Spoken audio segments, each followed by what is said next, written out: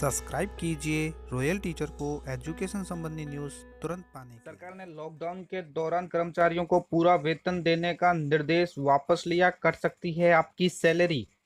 PF की तरह ही transfer हो सकेगी ग्रेजुएटी। नौकरी पेशा लोगों को मिलेगी राहत। शिक्षा विभाग करवाएगा प्री डीएलएड ऑनलाइन आवेदन की प्रक्रिया शीघ्र। इग्नू पाठ्यक्रम में प्रवेश के लिए एससी एसटी स्टूडेंट के लिए फ्री ऑनलाइन आवेदन। सीबीएसई की बची परीक्षाएं समय केंद्र होंगी निःशुल्क। साथियों, इस वक्त की बड़ी कवरेज लेकर आए हैं आपके साथ। केंद्र सरकार ने एक और फैसला लिया है जिसके जरिए लॉकडाउन के तहत कर्मचारियों को जो पूरा वेतन देने का निर्णय लिया गया था वो वापस ले लिया गया है। पूरी बात करेंगे आज की इस वीडियो में, तो दोस्तों वीडियो को अंत तक जरूर देखें। बात करें अपनी पहली खबर की, तो सरकार ने लॉकडाउन के दौरान कर्मचारियों को पूरा वेतन देने का जो निर्देश है वो वापस ले लिया है। आपकी सैलरी कट सकती है। 29 मार्च के आदेश में कहा था कि लॉकडाउन के दौरान सभी नियोक्ताओं, चाहे वो उद्योग में हो या दुकान या वाणिज्य प्रतिष्ठान में हो, अपने श्रमिकों को पूरा वेतन का भुगतान करे। सरकार ने लॉकडाउन के दौरान काम नहीं कर पा रहे कर्मचारियों को पूरा वेतन देने का पुराना निर्देश है वो वापस लिया है। देश में 25 मार्च से लॉकडाउन है और गृह सचिव ने लॉकडाउन लगाए जाने के कुछ ही दिन बाद 29 मार्च को जारी दिशा निर्देश में सभी कंपनियों और अन्य नियोक्ताओं को कहा था कि वे प्रतिष्ठान बंद करने की स्थिति में भी महीना पूरा होने पर सभी कर्मचारियों को बिना किसी कटौती के पूरा वेतन दे। सरकार के इस कदम से कंपनी उद्योग जगत को राहत मिलने का अनुमान है। बता दें कि देश में कोरोना वायरस को रोकने के लिए 25 मार्च से लॉकडाउन का यह चौथा चरण है। इसे अभी 3 बार बढ़ाया जा चुका है। गृह सचिव अजय भल्ला ने लॉकडाउन के चौथे चरण को लेकर नए दिशा निर्देश जारी किए।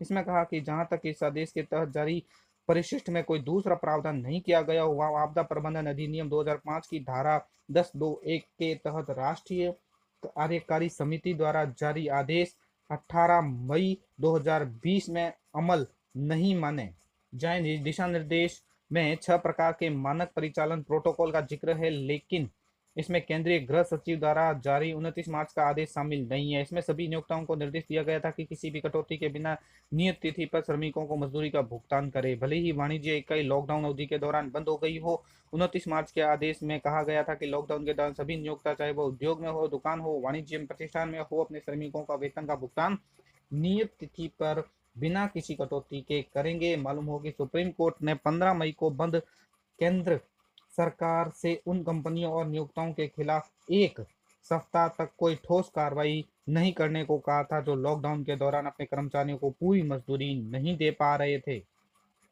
बात करें अपनी अगली खबर की, तो पीएफ की तरह ही ट्रांसफर हो सकेगी अपनी ग्रेजुएटी। सरकार नौकरी पेशा लोगों को एक और राहत देने की तैयारी में है। नौकरी पेशा लोगों को कंपनी बदलने पर पीएफ की तरह ग्रेजुएटी ट्रांसफर का मौका मिल सकता है। इसका मतलब है कि अगर किसी कंपनी से इस्तीफा देकर दूसरी कंपनी ज्वाइन करते हैं तो आपको ग्रेजुएटी के लिए कंपनी के चक्कर नहीं लगाने पड़ेंगे। जिस तरह पीएफ का पैसा दूसरी कंपनी में ट्रांसफर हो जाएगा, उसी तरह ग्रेजुएटी की राशि भी ट्रांसफर हो जाएगी। लेबर मंत्रालय ने ग्रेजुएटी को पीएफ की तरह लाने का प्रस्ताव पर काम शुरू कर दिया है। 1 साल में ही ग्रेजुएटी की रकम को खाते में ट्रांसफर करने का विचार है। बदल जाएगा मौजूदा स्ट्रक्चर। वित्त मंत्री की घोषणा के बाद लेबर मंत्रालय ने अब नौकरी बदलने पर ग्रेजुएटी ट्रांसफर के प्रस्ताव पर भी विचार करना शुरू कर दिया है। ग्रेजुएटी में मौजूदा स्ट्रक्चर में बदलाव की तैयारी की जा रही है। पीएफ की तरह हर महीने ग्रेजुएटी कंट्रीब्यूशन के प्रस्ताव पर विचार किया जा रहा है। इसके अलावा ग्रेजुएटी को भी वैध रूप से सीटीसी का हिस्सा बनाने का प्रस्ताव है। पीएफ ट्रस्ट की तरह होगी ग्रेजुएटी। एम्प्लॉय एसोसिएशन के साथ बैठक पर इस पर चर्चा हुई है। पीएफ ट्रस्ट के तहत ग्रेजुएटी को भी लाने पर फैसला हो सकता है। ग्रेजुएटी मिलने का न्यूनतम समय 1 साल तय होगा। अभी सिर्फ अस्थायी कर्मचारियों के लिए 1 साल की घोषणा की गई है। टैक्स लाभ नए स्ट्रक्चर से कंपनियों को मिल सकता है। मंथली कंट्रीब्यूशन से कंपनियों को एक मुश्त रकम देने की जरूरत नहीं होगी। वरिष्ठ अध्यापक हिंदी संस्कृत शिक्षा का अंतिम परिणाम जारी। काउंसलिंग के बाद मुख्य व आरक्षित सूची की जारी। इग्नू पाठ्यक्रम में प्रवेश के लिए एससी एसटी स्टूडेंट को ऑनलाइन आवेदन। इंदिरा गांधी राष्ट्रीय मुक्त विश्वविद्यालय इग्नू के जुलाई 2020 सत्र में अनुसूचित जाति जनजाति के विद्यार्थियों को 100 पाठ्यक्रम में शुल्क से छूट देने की अधिसूचना कुलपति अनुशंसा के आधार पर जारी कर दी गई है। जिला समन्वयक रितेश व्यास ने बताया कि इस बार इन विद्यार्थियों को ऑनलाइन आवेदन करना होगा, जिसके माध्यम से वे अपने समस्त शैक्षणिक योग्यता प्रमाण पत्र व जाति प्रमाण पत्र को अपलोड करेंगे। अधिसूचना के मुताबिक एक विद्यार्थी केवल एक ही पाठ्यक्रम में प्रवेश ले सकता है।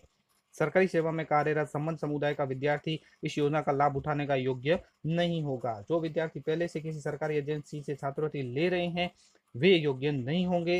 योजना का लाभ उठाने वाले विद्यार्थियों को केवल ऑनलाइन पाठ्य सामग्री ही उपलब्ध करवाई जाएगी। निःशुल्क प्रवेश लेने वाले शिक्षार्थियों को अध्ययन सामग्री केवल सॉफ्ट कॉपी में ही उपलब्ध होगी। अब मिलेगा 45,000 शिक्षकों को अपना अटका हुआ वेतन। प्रारंभिक शिक्षा में कार्यरत जो 45,000 शिक्षक है, अब पिछले 2 से 3 माह का वेतन उनका अटका हुआ था, अब वो वेतन पूरा मिल जाएगा। स्कूल शिक्षा विभाग ग्रुप 5 के उप सचिव ने इस संबंध में आदेश जारी कर दिए हैं। सीबीएसई की बची हुई परीक्षाएं 100वें केंद्र पर होगी। रमेश पोखरियाल निशंक ने कहा कि सीबीएसई की बाकी सभी परीक्षाएं अब उन्हीं स्कूलों में होगी जहां छात्र पढ़ाई कर रहे थे, यानी परीक्षाएं सेल्फ सेंटर होगी। केंद्रीय मंत्री ने इस ऐलान को छात्रों के लिए राहत भरा एक बड़ा कदम माना है, क्योंकि ऐसे समय में दूर दराज के परीक्षा केंद्रों पर भेजने से परेशानी का सामना करना होता है। वैसे भी लॉकडाउन के प्रतिबंधों के चलते अभी भी ठीक से आवागमन की सुविधा बहाल नहीं हो सकी है। निशंक ने इसके साथ ही सीबीएसई के 10वीं और 12वीं के रिजल्ट को जुलाई के अंत तक घोषित करने की जानकारी दी। उन्होंने बताया कि बोर्ड की उत्तर पुस्तिकाओं के मूल्यांकन का काम शुरू हो गया है। बची परीक्षाओं के खत्म होने के 10 दिन के भीतर इसका ऐलान कर दिया जाएगा।